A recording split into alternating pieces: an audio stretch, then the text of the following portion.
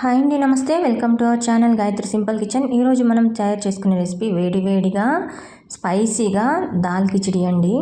Climate చల్లగా ఉన్నప్పుడు లేదంటే రైనీ సీజన్లో నైట్ టైం చేసుకుంటే ఈ దాల్ కిచిడి అనేది మనకి చాలా బాగుంటుందండి. వేడిగా తింటే ఇంకా రుచిగా ఉంటుంది. Let's make to dal khichdi. ముందుగా ఒక బౌల్ తీసుకొని అందులోకి 1 కప్పు దాకా బియ్యాన్ని యాడ్ చేసుకోండి. అలాగే 1 కప్పు దాకా పెసరపప్పును కూడా యాడ్ చేసుకోండి. అలాగే 1 కప్పు దాకా కందిపప్పును కూడా యాడ్ చేసుకోండి. ఈ మూడింటిని బాగా కలిపేసుకొని ఒక 2-3 సార్లు బాగా వాష్ చేసుకొని శుభ్రంగా కడిగి పక్కన పెట్టేసుకోండి. ఈ బియ్యం పప్పుని మూడింటిని సేమ్ క్వాంటిటీలో తీసుకోవాలండి. ఇదిగోండి ఇలా. ఇప్పుడు ఇందులోకి ఈ బియ్యం పప్పు మునిగేలాగా వాటర్ని యాడ్ చేసుకొని 1 గంట పాటు నానబెట్టుకొని పక్కన పెట్టేసుకోండి. ఇక్కడ మనకి నచ్చిన కూరగాయలని యాడ్ చేసుకోవచ్చు. ఇక్కడ నేను బీన్స్, ఉల్లిపాయ, క్యారెట్, బంగాళదుంప అలాగే 2 టమాటాలని కట్ చేసుకొని పక్కన పెట్టుకుంటున్నాను. ఇప్పుడు 1 గంట తర్వాత స్టవ్ ఆన్ చేసుకొని కుక్కర్ పెట్టుకొని అందులోకి ఒక 4 టేబుల్ స్పూన్ దాకా ఆయిల్ని యాడ్ చేసుకోండి. ఇప్పుడు ఇందులోకి 1 టీ స్పూన్ ఆవాలు, 1 టీ స్పూన్ జీలకర్ర, అలాగే కొద్దిగా ఎండుమిర్చిని కూడా యాడ్ చేసుకోండి. అలాగే ఒక చిటికెడంతా ఇంగువను కూడా యాడ్ చేసుకోండి. ఇప్పుడు ఈ ఆవాలు చిటిపటలాడాక మనం ముందుగా కట్ చేసి పెట్టుకున్న ఈ కూరగాయ ముక్కలన్నీ ఇందులోకి యాడ్ చేసేసుకోవాలి. ఇప్పుడు ఇందులోకి 1/2 టీ స్పూన్ పసుపు, 1 టీ స్పూన్ ఉప్పు, 1 టీ స్పూన్ కారాన్ని యాడ్ చేసుకొని అలాగే 1 టీ స్పూన్ దాకా అల్లం వెల్లుల్లి పేస్ట్, 1/2 టీ స్పూన్ దాకా గరం మసాలా పౌడర్ని యాడ్ చేసుకొని వీటన్నిటిని ఇలా బాగా ఈ ఆయిల్లో 1 నిమిషం దాకా ఫ్రై చేసుకోండి. ఇలా కొద్దిగా ఆయిల్ పెట్టుకొచ్చేంత వరకు ఫ్రై చేసుకున్నాక ఇందులోకి మనం ముందుగా నానబెట్టి పెట్టుకున్న బియ్యం పప్పుని నీళ్ళని డ్రైన్ చేసుకొని ఇందులోకి యాడ్ చేసేసుకోండి.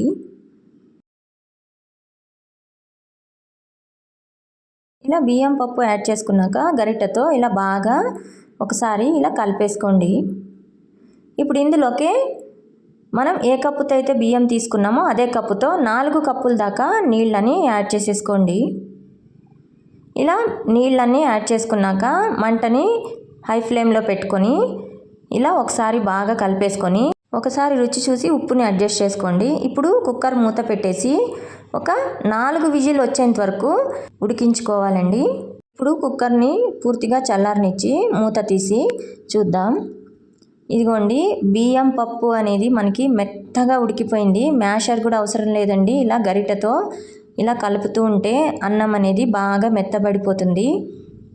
ఇదిగోండి, వీడియోలో చూపిస్తున్నట్టుగా కూరగాయ ముక్కలు కానీ కందిపప్పు కానీ పెసరపప్పు కానీ బియ్యం కానీ బాగా మెత్తగా ఉడికిపోయినాయి. ఇప్పుడు ఇందులోకి 1 కప్పు దాకా నీళ్ళని యాడ్ చేసుకోండి. ఇలా నీళ్ళని యాడ్ చేసుకున్నాక బాగా కలిపేసుకొని ఒకసారి స్టవ్ ఆన్ చేసుకొని ఒక 2 నిమిషాల దాకా ఈ అన్నాన్ని ఉడికనివ్వండి.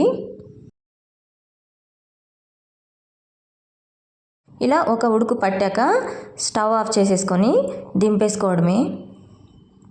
అంతేనండి, మనకి ఇక్కడ దాల్ కిచడి అనేది వేడిగా రెడీ అయిపోయింది. ఇంకా సర్వింగ్ ప్లేట్లోకి సర్వ్ చేసేసుకోవడమే. అన్నం కూరలు బోర్ కొట్టేసినప్పుడు ఇలా వేడిగా దాల్ కిచడి అప్పటికప్పుడు చేసేసుకోవచ్చండి. అలాగే లంచ్కి కానీ డిన్నర్కి కానీ ఏం చేయాలో అర్థం కానప్పుడు ఇలాంటి సింపుల్గా దాల్ కిచడి చేసేసుకుంటే సరిపోతుంది. అలాగే లంచ్ బాక్స్కి కూడా ఈ దాల్ కిచడిని చేసి పెట్టేయచ్చండి. పిల్లలు చాలా ఇష్టంగా తింటారు. ఇలా ఏవైనా కూరగాయలు యాడ్ చేసుకొని ఈ దాల్ కిచడిని చేసుకుంటే దాల్ కిచడి అనేది టేస్ట్ చాలా బాగుంటుంది. అంతేనండి, ఈ వీడియో కనుక మీకు నచ్చినట్టయితే లైక్ చేయండి, షేర్ చేయండి, అలాగే సబ్స్క్రైబ్ చేసుకోండి.